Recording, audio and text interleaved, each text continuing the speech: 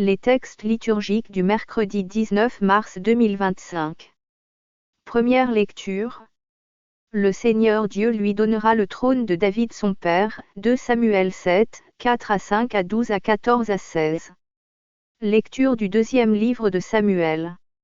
Cette nuit-là, la parole du Seigneur fut adressée au prophète Nathan. Va dire à mon serviteur David.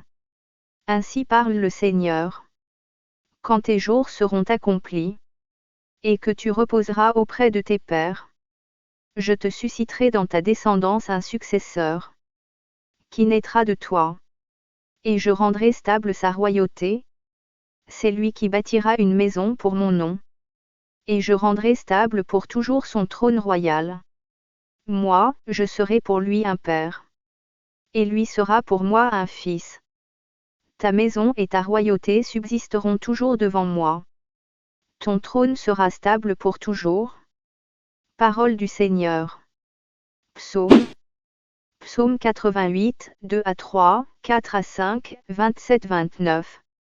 L'amour du Seigneur, sans fin je le chante. Ta fidélité, je l'annonce d'âge en âge. Je le dis, c'est un amour bâti pour toujours. Ta fidélité est plus stable que les cieux.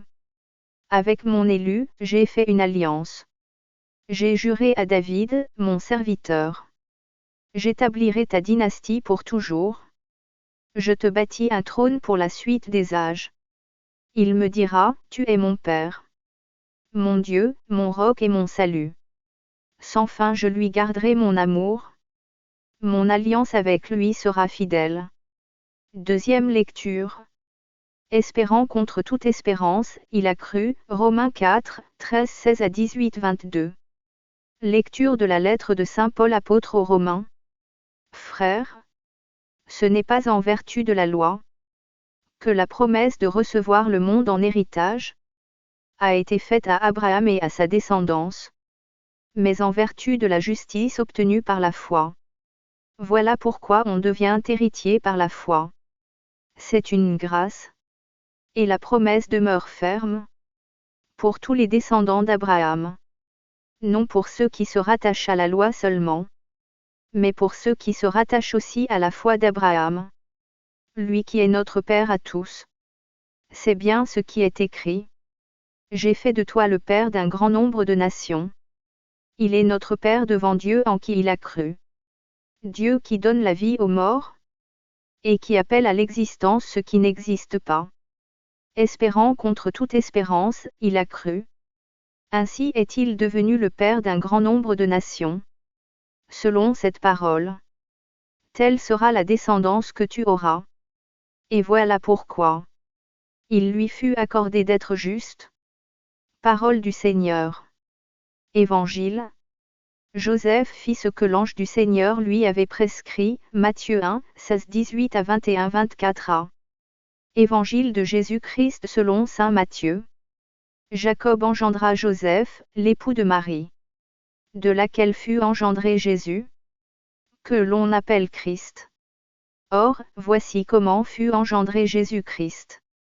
Marie, sa mère, avait été accordée en mariage à Joseph, avant qu'ils aient habité ensemble. Elle fut enceinte, par l'action de l'Esprit Saint. Joseph, son époux, qui était un homme juste, et ne voulait pas la dénoncer publiquement, décida de la renvoyer en secret.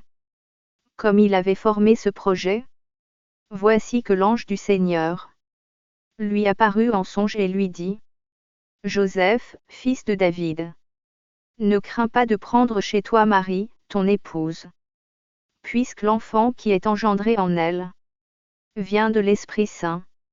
Elle enfantera un fils. Et tu lui donneras le nom de Jésus, c'est-à-dire, le Seigneur sauve. Car c'est lui qui sauvera son peuple de ses péchés. Quand Joseph se réveilla, il fit ce que l'ange du Seigneur lui avait prescrit. Acclamons la parole de Dieu.